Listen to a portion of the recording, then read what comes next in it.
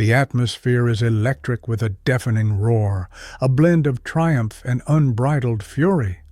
Thousands of voices merge into a single cry, and the arena sand slowly turns crimson. Warriors fall under blows, chains rattle, blades clash in a deadly dance, and against this backdrop of chaos, an unyielding figure stands tall. Demetrius, the Lion of the North, whose name has struck terror into the hearts of his opponents for 3 years. His name was a symbol of fear for the gladiators forced to face him in the arena, and simultaneously an embodiment of hope for the cheering crowds who celebrated each of his triumphs. Yet this story is not about his dazzling glory, but about his most devastating downfall, the abyss of humiliation into which he was cast. For Demetrius' greatest battle unfolded not in the blood-soaked arena, sword in hand, but against a far more dangerous and insidious foe, the morbid obsession of Rome's most powerful man, Emperor Nero.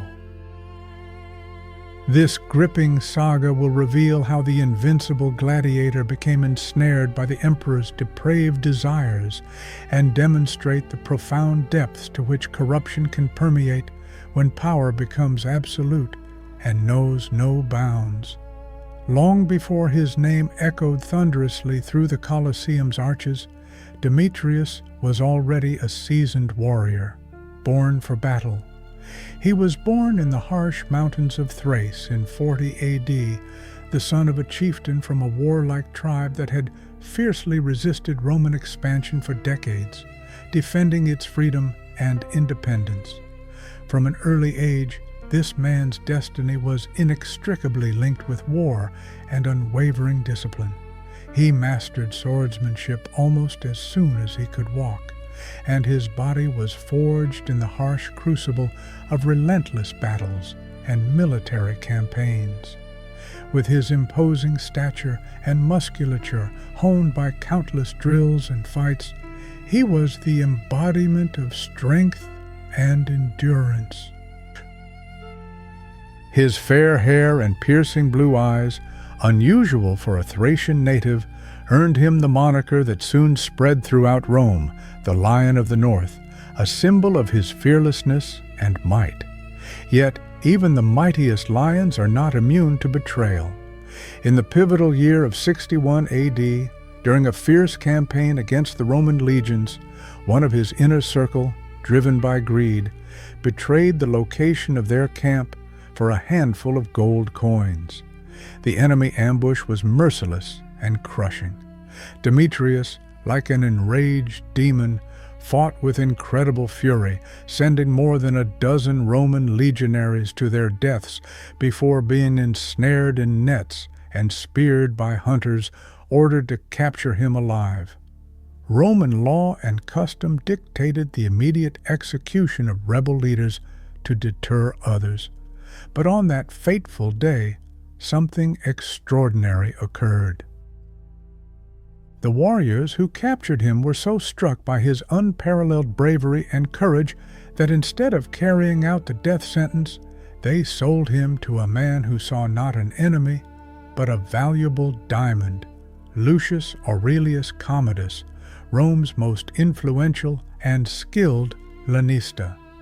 Commodus, with his keen eye and vast experience, immediately recognized that he had found the makings of a true champion. In majestic Rome, where triumph and tragedy walked hand in hand, lived a gladiator named Demetrius, raised for the glory of a champion. His path to the top was lavishly funded. His ambitious father invested colossal sums in his training, entrusting his education to the empire's finest mentors.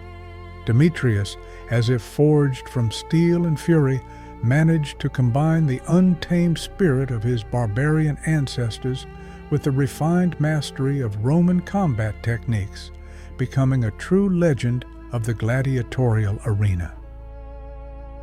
For 3 years, his name resounded throughout Rome, becoming a symbol of captivating spectacle, raw power, and undisputed dominance on the arena sand. However, his meteoric rise did not escape the notice of imperial power. Someone, vested with unlimited authority, closely observed his every move. Someone whose initial admiration grew to become the harbinger of a tragic fate, Emperor Nero. Initially, the relationship between Nero and Demetrius seemed harmless, even patronizing. The emperor, known for his artistic ambitions and love of beauty, was captivated by the gladiator's charisma and might. He claimed to see in Demetrius the embodiment of an ideal blend of strength, harmony, and power.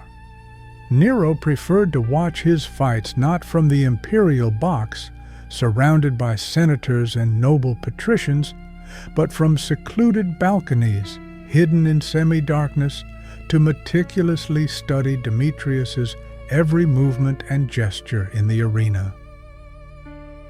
Servants from the imperial palace whispered that Nero spent long hours rapturously discussing him, describing him as a living work of art, a perfect creation of human form and strength. In the heart of imperial Rome, where luxury and power intertwined in an intricate tapestry, a story full of tragedy and dark grandeur began to unfold. Nero, whose name had become synonymous with unbridled power and eccentricity, turned his gaze upon Demetrius, a gladiator whose beauty and strength captivated the emperor's imagination.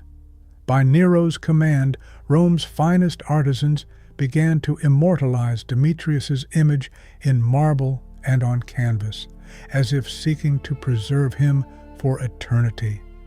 The palace corridors, chambers, and gardens gradually filled with depictions of the gladiator, transforming the emperor's residence into a veritable temple to his obsession. Nero's fascination with Demetrius, which began as a mere patronage of art, soon escalated into an unhealthy passion that clouded the emperor's mind.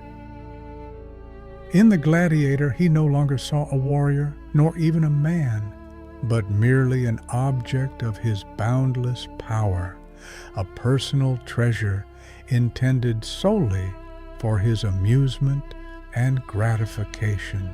When despotic desire meets absolute power, the consequences are rarely favorable. What began as artistic patronage turned into a nightmare for Demetrius, comparable to an abyss of despair. All of Rome held its breath in anticipation of this day. On 15th of July 64th AD, the Colosseum, a majestic amphitheater, overflowed with a jubilant crowd gathered to mark the 10th anniversary of Nero's ascension to the throne.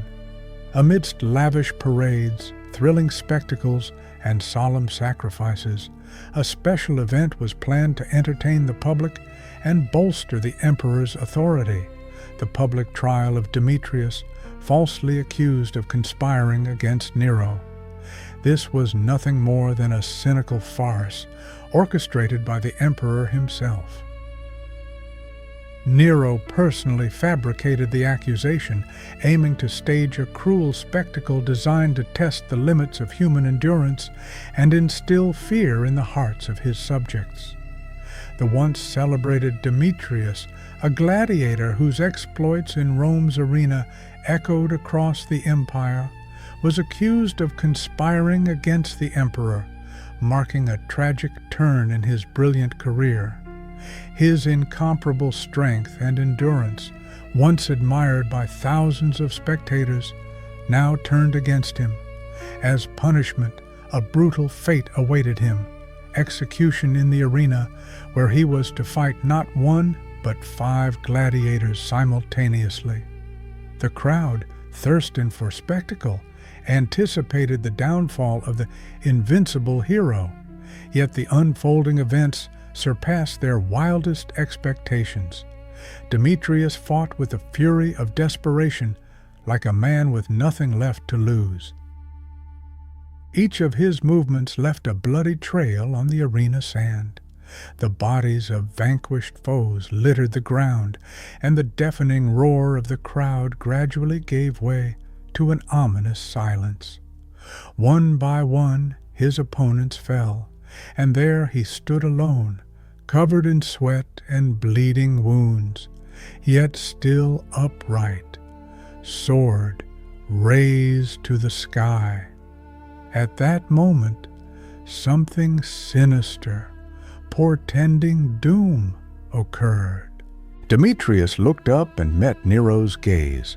From the imperial box, the young emperor stared at him with a mixture of rapture and madness, as if before him was not merely a gladiator, but a divine creation crafted specifically for him. This gaze, filled with dark passion, became Demetrius's true death sentence. That very night, Demetrius was summoned to the palace. He naively believed that his brilliant victory had earned him long-awaited freedom, or at least the recognition of Caesar himself. With hopes of a deserved reward, he headed to the imperial chambers, unaware of the sinister fate that awaited him. His triumphant march to glory had turned into a fatal trap. Instead of the victor's well-deserved laurels, cunning nets and chains awaited him, preparing a destiny that would forever alter the course of his life. Nero's luxurious chambers on the Palatine, awash in marble, tapestries, and exotic aromas, transformed that ill-fated night into an elaborate trap, cleverly disguised as splendor. Demetrius was received not as a triumphant hero, but as defenseless prey caught in a predator's snare. Instead of customary swords, the Praetorians held nets and chains at the ready. In an instant, the lion of the north was immobilized, like a wild beast caught in a snare. In his confusion, he demanded the freedom he had paid for with blood and sweat in the Colosseum arena. In response, Nero gave him a venomous smirk, declaring that he had never intended to grant him freedom. The gladiator's fate was not a heroic death, but a tormenting transformation. The emperor did not wish to see a valiant warrior in him. His goal was to acquire a living trophy, a symbol of boundless power that he could mold as he pleased. From that tragic moment, Demetrius' glory was trampled and replaced by a series of systematic humiliations. He no longer fought for the amusement of cheering crowds in the Colosseum, but became a plaything in the hands of the emperor's inner circle. In private arenas, crafted to satiate Nero's capricious tastes, Demetrius was reduced to a silent object. He was forced to fight naked, to participate in contests where the aim was not to display strength, but to highlight his vulnerability and helplessness. The gladiator Demetrius fell victim to insidious intrigues. His fame and strength turned against him, becoming instruments of humiliation. Instead of a hero's aura, he was drawn into a sinister spectacle where his honor and dignity were mocked before the crowd. Yet, the most terrible ordeal was not physical torment, but a deep, invisible wound to his soul. Nero, consumed by a lust for power and destruction, sought not merely to strip Demetrius of his physical strength. His aim was to break his spirit, to crush his will to resist, transforming the invincible warrior into a pathetic shell of a man, a living reminder of former glory and lost freedom. The arena, once a symbol of triumph and power for him, became a grim prison where every gaze and every word were filled with scorn and mockery. The Lion of the North, whose name once struck terror throughout Rome, was now forced to roar silently, bound by the emperor's chains, who found exquisite pleasure in his suffering. Nero, confident in his infallibility, believed he held everything under control. having reduced the empire's most fearsome gladiator to an object of private amusement. He was convinced he had broken his spirit, stripping him of all hope of salvation. However, the emperor failed to realize that a true warrior cannot be broken by physical or moral suffering.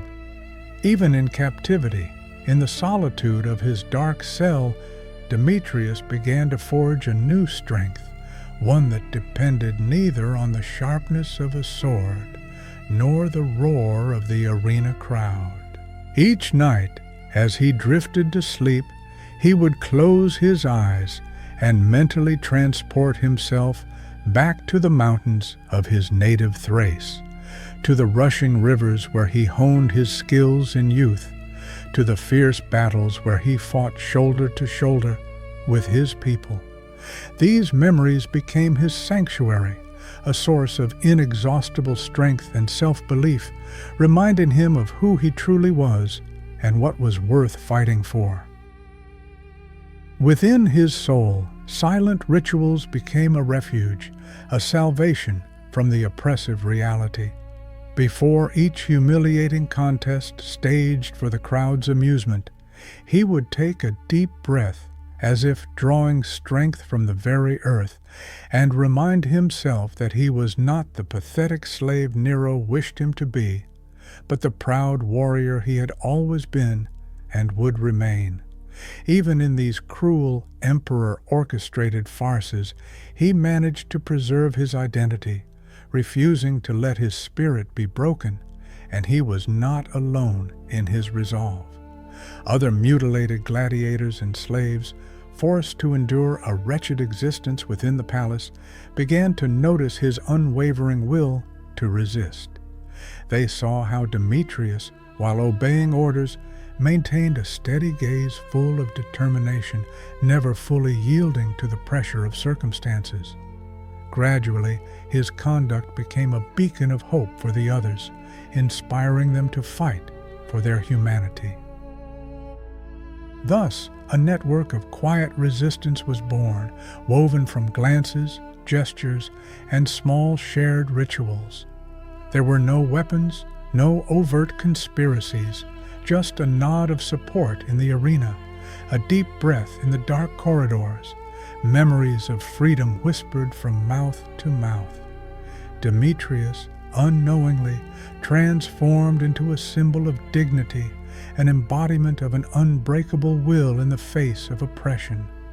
What Nero intended to use to break and destroy him ultimately ignited the spark of an invisible rebellion within the very heart of the palace.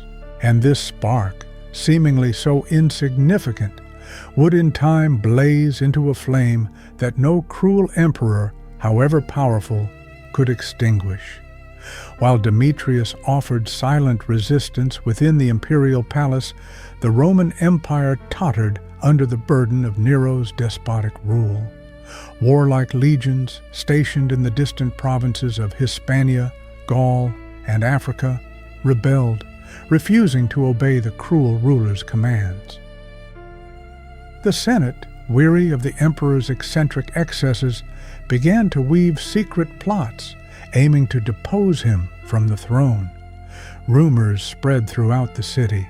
People whispered that Rome no longer saw Nero as a worthy leader, but merely a tyrant whose actions had gone beyond all bounds of decency. Yet amidst this raging political storm, Nero seemed indifferent to all that was happening. He continued to indulge in his private spectacles, wholly absorbed by the idea of perfecting his masterpiece with Demetrius. The emperor even conceived a final act of cruelty intended to be the culmination of his reign. He planned a grand battle in which the Lion of the North was to fight all the palace's mutilated gladiators until only one victor remained, who would then be publicly executed, serving as a symbolic end to his rule. But history had other plans, denying Nero the time to bring his sinister schemes to fruition. On 9th of June 68 AD, the Praetorian Guard, until then loyal to the emperor, revolted against him. The Senate declared Nero a public enemy, and troops marched on Rome to capture and overthrow the despotic ruler. The emperor's downfall became inevitable.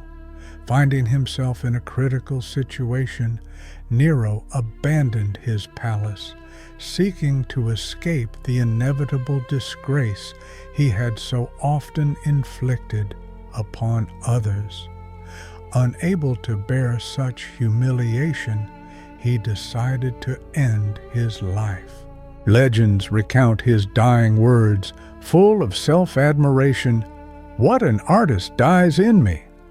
This phrase was the quintessence of his narcissism, manifesting at the most tragic moment.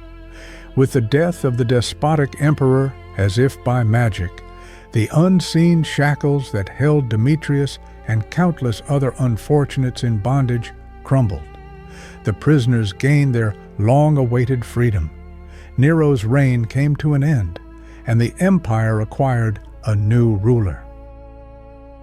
With this upheaval, the fate of the Gladiator, whom the former emperor had sought to eternally subjugate to his will, also changed. However, Nero's demise could not instantly erase the deep scars left by his rule. Demetrius, like many other captives, was freed, but his liberty was overshadowed by the heavy burden of memories. He was constantly reminded of the humiliations he had endured and the moments when he was reduced to a soulless object of entertainment for bloodthirsty crowds. The new emperor, Galba, showed mercy, granting Demetrius a modest villa on the outskirts of Rome. He also arranged for the former gladiator to be cared for by experienced veterans who, more than anyone else, understood what it meant to carry the indelible traumas of war and slavery. Far from the bustling arenas and bloody gladiatorial fights, Demetrius found longed-for peace, healing the physical wounds sustained in the crucible of war. However, despite the efforts of healers who restored his body, the deepest scars remained invisible, etched into his soul. The mind of the Lion of the North, hardened by years of cruel oppression, could not find peace. Eyewitnesses claimed he spent long hours in silent contemplation of mountain peaks, as if his gaze still conjured images of his native Thrace, forever lost. In 74 AD, Demetrius' life came to an end. The official cause of death was cited as natural causes, yet he was only 34. Those who knew him intimately contended that the true cause was the invisible wounds inflicted by Nero, wounds that ceaselessly bled in his spirit, granting him no peace. And yet, Demetrius' fate was not merely tragic. His silent resistance, his unwavering will to maintain dignity even in the most inhumane conditions, made him a symbol of something greater. He became living proof that the human spirit can endure and remain unbroken, even when hope seems lost. The story of Demetrius and Nero is not merely a grim page in the annals of the Roman Empire. It is a profound narrative about the strength of spirit, the fight for freedom, and the price that must be paid for resisting tyranny. In the era of the Roman Empire's rise and fall, a drama unfolds, reflecting the eternal struggle between all-consuming power and the unyielding human spirit. The figure of Nero, embodying absolute cruelty, is contrasted with Demetrius, whose steadfastness becomes a symbol of inner resistance. Nero, intoxicated by his power, sought to subjugate everything: physical strength, public acclaim, and even the soul of the warrior, Demetrius. Despite the humiliations Demetrius endured, the emperor never succeeded in breaking his inner essence. True freedom is not merely limited to liberation from shackles or the destruction of walls. It manifests in the ability to preserve one's individuality when external forces strive for complete annihilation. Demetrius, who died prematurely and bore the mark of tragedy, left behind a legacy that continues to live on and inspire.